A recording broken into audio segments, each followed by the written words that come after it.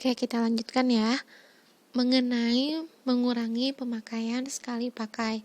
Nah, siswa itu banyak yang sudah mencoba untuk menggunakan stainless straw sebagai upaya untuk mengurangi penggunaan sedotan sekali pakai. Gitu. Sampai ada di anak-anak itu ada sistem penjualannya mengenai stainless straw ini. Nah, menambahkan di program edukasi sebelumnya di PJJ tahun ajaran sebelumnya kita juga mencoba mengadakan proyek tentang minim sampah. Nah, ini berhubungan dengan edukasi lingkungan dari Nuraida Green Project. Hanya Qadarullah yang banyak menghandle Ustazah Maya. Nah, program berikutnya mengenai memilah dan mengolah sampah anorganik. Jadi ini program dilaksanakan pada semester 1 qadarullah karena adanya pandemi, semester 2 belum dapat dijalankan. Selama semester 1 ini hanya bisa bertahan selama 3 bulan dengan berbagai faktor. Yang pertama adalah dari ketertiban warga Nuraidanya sendiri untuk memilah sampah. Yang kedua adalah dari sarana dan prasarana yang tersedia di Nuraida. Jadi selama kita mencoba membuat tempat sampah, itu kita selalu mencoba membuat dari kardus. Nah, qadarullahnya pasti akan ada selalu makanan atau minuman yang ada bahan cairnya. Jadi ketika kena yang cair-cair, kardusnya melempem gitu. Jadi tidak dapat digunakan secara berkepanjangan. Yang ketiga mengenai sistem dan jadwal pemilahan sampah yang masih belum efektif dilakukan. Jadi kita melakukannya setiap hari Jumat dan hari Jumat itu anak-anak pulang jam 12 siang setelah sholat zuhur. Itu ada yang langsung milah sampah, bagian piketnya ada juga yang langsung kabur, jadi kelasnya nggak memilah sampah. Ini yang perlu diperbaiki sistem dari pemilahan sampahnya. Untuk sarana dan prasarana, kita mencoba untuk bekerja sama dengan DLH ke depannya agar bisa membantu kita menyediakan plastik-plastik dalam pemilahan sampah gitu. Juga sebagai tempat kita memberikan sampah hasil yang kita pilah gitu. Nah, berikutnya pembentukan klub pecinta lingkungan ini belum terrealisasikan karena kita berharap di tahun ajaran ini apabila kita diskusikan dengan kesiswaan, kita dapat membuat eskul baru, yaitu eskul pecinta lingkungan. Karena kalau kita buat dalam klub, kalau anak-anak aktif di klub ini nggak ada rekornya seperti eskul yang ada rekornya di rapot anak-anak gitu. Jadi biar lebih resmi. Nah, berikutnya mengenai biopori. Alhamdulillah biopori terrealisasikan. Kita membuat 9 lubang biopori. Jazakumullahu khair atas dukungan dari berbagai pihak untuk pembuatan biopori ini. Nah, alhamdulillah kita membuat 9 lubang biopori.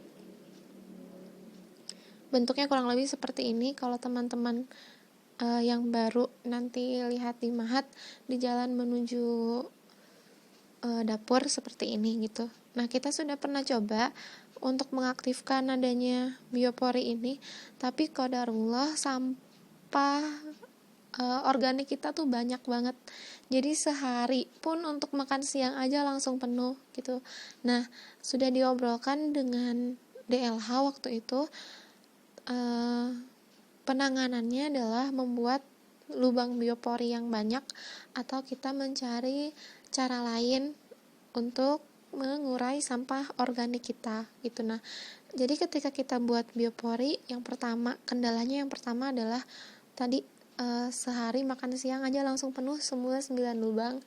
Kemudian yang kedua adalah proses ini penguraian oleh mikroorganisme itu sekitar 1 bulan. Nah, dan mikroorganisme yang mengurai itu kurang lebih seperti belatung dan teman-temannya.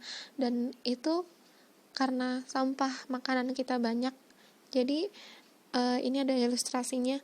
Kita masukinnya tuh penuh full. Jadi si belatung-belatungnya pun itu keluar sampai ke atas gitu, dan itu membuat sanitasi lingkungan kita tidak terlihat bersih. Itu yang kedua negatifnya. Nah, saran penyelesaian dari DLH adalah kita bikin biopower yang banyak, rencananya ditempatkan di dekat kantin. Hanya kita perlu diskusikan kembali dengan pihak yayasan. Kenapa? Karena kita pengennya biopower ini berkepanjangan. Misal kalau mau di sana udah di sana gitu.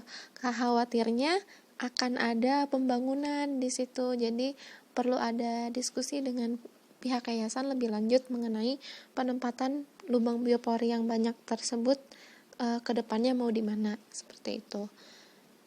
Nah, berikutnya mengenai hemat energi. Hemat energi ini belum terrealisasikan. Baru ada edukasi mengenai hemat energi ini di pelajaran PLH kelas 9. Kenapa hemat energi ini masuk ke dalam proyek Nuraida? Karena kalau kita bahas di sini bisa panjang, kurang lebih efeknya sama. Selain mencemari lingkungan, ini termasuk dalam pemborosan gitu. Jadi ini memang harus segera ditangani juga gitu. Cuman untuk hemat energi ini saya belum menemukan teknis terbaik bagaimana memantau anak-anak mengupayakan hemat energi. Jadi ini masih belum bisa direalisasikan. Nah, pemilihan duta lingkungan alhamdulillah sudah dapat direalisasikan.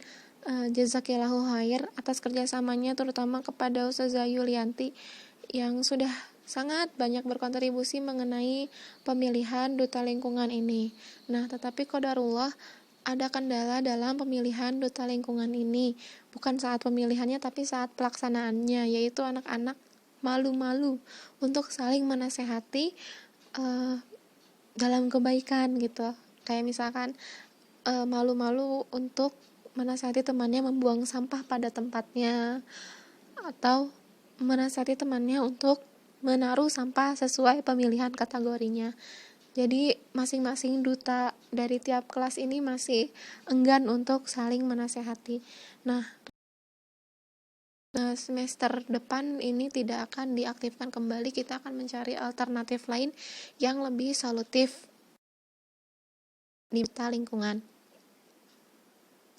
Nah, berikutnya adalah perencanaan mengenai Nuraida Green Project semester ganjil tahun 2020.